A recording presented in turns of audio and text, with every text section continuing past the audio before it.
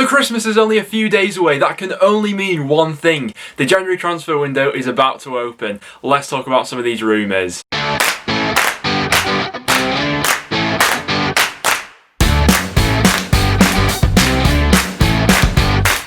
So guys, welcome back to another video on the channel. I'm happy to be bringing back the Championship transfer rumour roundup. I know that you guys normally enjoy these sorts of videos, and we have got a lot to discuss in today's video with just 8 days to go until the January transfer window opens. If you're going to enjoy, make sure to leave a like on today's video, guys. But before we do hop into anything, I must give a big shout out to our sponsors over at OneFootball. If you want to keep updated with all the transfer rumours that are going on around the Championship and around the footballing world in general, OneFootball is the place to stay on top of everything. We've had a really hectic schedule over the whole festive period, so if you want to get live updates to your phone whenever a goal goes in, if you want to read up on some of the latest news articles, and as well check out all the recent stats going around, OneFootball is the place to stay on top of everything. I found it really handy, obviously trying to cover 24 Championship clubs, so I'll leave a link in the top line of the description down below. Also, I'd be interested to know from you guys, what position do you think you really need to look into strengthening for this January window? Because I do think there will be quite a bit of movement. We've got quite a lot of players in the Championship whose contracts are running out at the end of the season. And so without any further ado, let's hop into these rumours. So we'll start out with the Yannick Bolasie rumour. Now, if you recall back to the last transfer deadline that we had,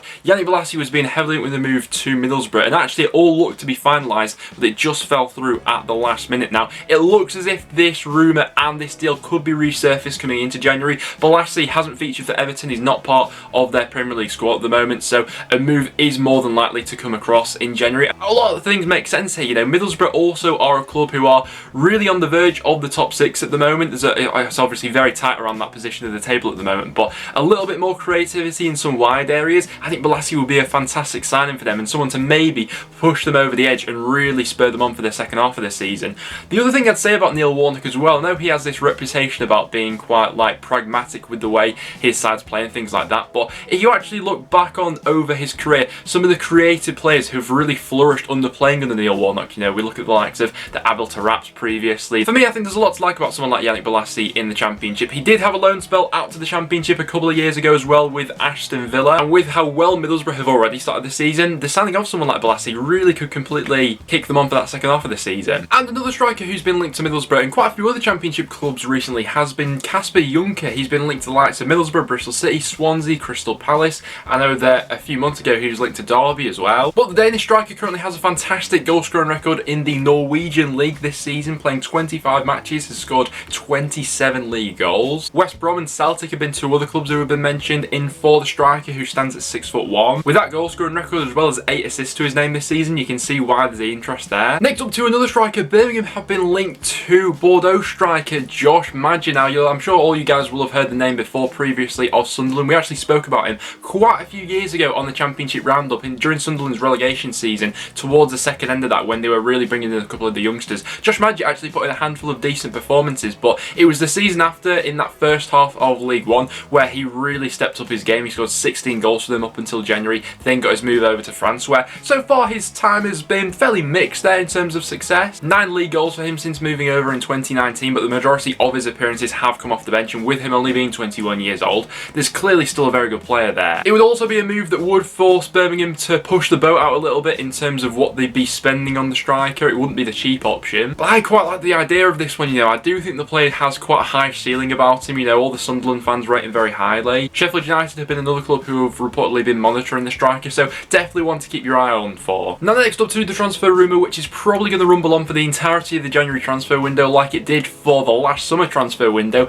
Buendia currently being linked with a move to Arsenal. Now, over the summer there was a whole bunch of interest in Buendia, but nothing quite concrete enough to tempt him away from Norwich, and he's absolutely set the Championship on fire once again at the start of this season. 6 goals and 6 assists for the playmaker. If we have a look here at his creativity stats so far this season, he's by far and away been the best creative outlet in terms of key passes for the season so far. The only thing that could possibly throw Norwich off, it seems like at the moment, would be one of their big stars departing in January. You know, at this point in time, Norwich do look by far and away the best and most comfortable Championship side. Obviously, they have this know-how of how to get out of the league, and they have been scoring some really high quality goals, but at the centre of a lot of that has been Buendia. Now, the link to Arsenal with the current situation that they find themselves in on paper does make sense. They're in need of a hell of a lot more creativity, and Buendia, you know, being one of the most creative players in the Premier League last season. I think a lot of people, myself included, were surprised that a move didn't materialise for him in the summer. summer, but you know, I'm more thankful for having him in the Championship now because he's just been a joy to watch. The question that I would ask the Norwich fans is, how certain are you that Buendia will still be a Norwich player come the end of the January transfer window? Let me know about that down below. One player Norwich have been linked to is Andre Bjornsson, the Norwegian under-21s left back. Had a good season in the Norwegian league this time round, got 4 assists to his name. He'd be another sort of young prospect that Norwich would like to take on and develop his game going forward. Obviously fits into their sort of recruitment policy of looking into the European market. One transfer rumour that we may see resurfacing in January is Jack Byrne, currently playing for Shamrock Rovers. Now, he did have a little bit of interest in him throughout the summer transfer window. The likes of Nottingham Forest, Stoke City and Preston North End have all been mentioned. Obviously Preston over recent years have done a lot of shopping in the Irish market, so would make sense with our sort of recruitment policy, where we've had a mixed amount of success, I'd say, with that player pool. For Jack Bennett, it really has been the move over to Shamrock Rovers, which has really kick-started his career. He's been able to get himself a couple of appearances for the Irish national team. Can either play as a wide man or a number 10 in 64 appearances for Shamrock Rovers, has 16 goals and 10 assists for them. Sheffield Wednesday have been linked to Leeds United youngster Sam Greenwood. Now, don't get me wrong, looks like a fantastic prospect. His goal scoring record at under 23 and under 19 levels is absolutely fantastic. The player himself is only 18 years old. However, I'm not sure he's quite the player that Sheffield Wednesday are in need of right at this moment. If you look at some of the teams that he's been playing for, the likes of Leeds United, Arsenal, it's a very different play style to what Sheffield Wednesday are going for this season, and they need goals and success right now, not a prospect for the future. Obviously, this one would be on a loan deal. He's a massive prospect for the future, but right now, I'm not sure he's quite what Sheffield Wednesday are in need of. Another striker being linked around the Championship at the moment is Sidney van Hooijdonk. The striker is currently playing in the Dutch second division, has a very impressive goal scoring record so far this season. In 14 appearances, has 10 goals and 2 assists. The 20-year-old striker has been linked to the likes of Swansea, which seems to be like the most concrete interest at the moment, and also the likes of Nottingham Forest and Sheffield Wednesday. For Swansea, I think a striker is probably going to be an area where they will be in the market for this season. You know, we all saw the impact that someone like a Brewster had on that squad last season. A bit more firepower, and Swansea could be really deadly going forward. Another striker Swansea have been heavily linked to recently has been Crowley striker Max Watt, as they actually had a bid rejected for him around that 500k mark, but if recent reports are to be believed, they will be going in with an improved offer for the striker, who has actually had a really good record in League 2 so far this season for Crowley. 14 appearances, 13 goals. He's only 21 years old as well, so has age on his side. After how well he's done this season, there has been quite a bit of interest here, so I think that Swansea will actually do really well if they did get this deal over the line. Speculation around Preston North End defender Ben Davies has resurfaced. This one not all too surprising, to be completely honest with you, with his contract expiring at the end of the season.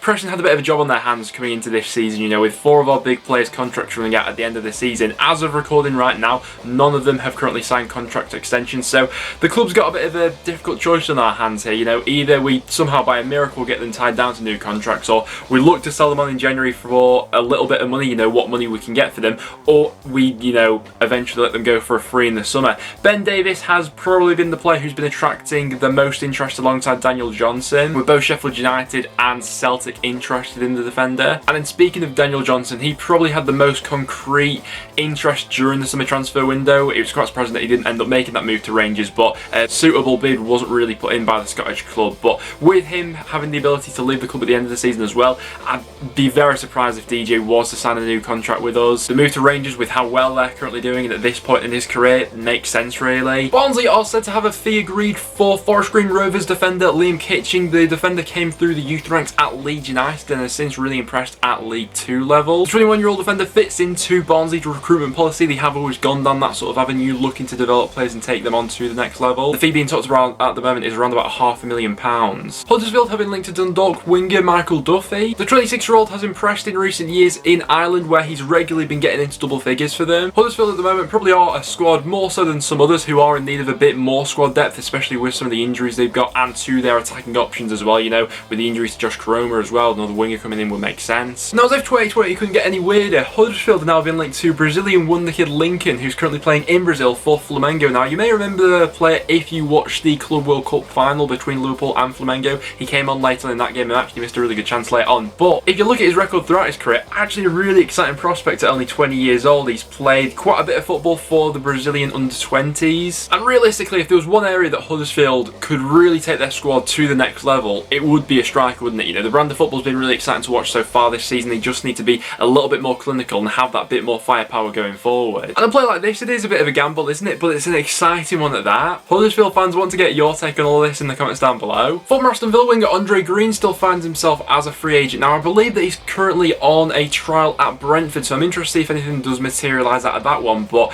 I mean, Preston had him on loan very briefly last season, in the first half of last season. He didn't really get much of an opportunity under Alex Neil, then spent the second half of the season at Charlton, where he had a couple of, you know, decent performances, had a couple of flashes here and there, actually scored against North End for Charlton. But for a player of his ability, only 22 years old as well, I was surprised that no one really snatched him up during the summer transfer window. Previously, I remember links to the likes of Sheffield Wednesday and QPR, and I reportedly with him being on trial at Brentford, something could come of that as well. But I still think there's a player there at only 22 years old, definitely someone to develop. And before the transfer window actually opens, we have seen some Championship clubs offering out some new contracts. So Bradley Dack has signed a new long-term extension with Blackburn Rovers. He signed until the summer of 2023 with a further option of another year. I think that's sensible by Blackburn there, tying his long-term future down. Brentford have also signed Marcus Forss until the year 2026, so that's a really long-term contract. Brentford know how to do deals, don't they? And I'm sure that whenever Forss does make that move on from Brentford, if he ever does, they'll get a hell of a lot of money for it. But guys, there we have it. That will now wrap it up for today's video. So if you've seen any other transfer rumours that we didn't mention in today's video, get them in the comments down below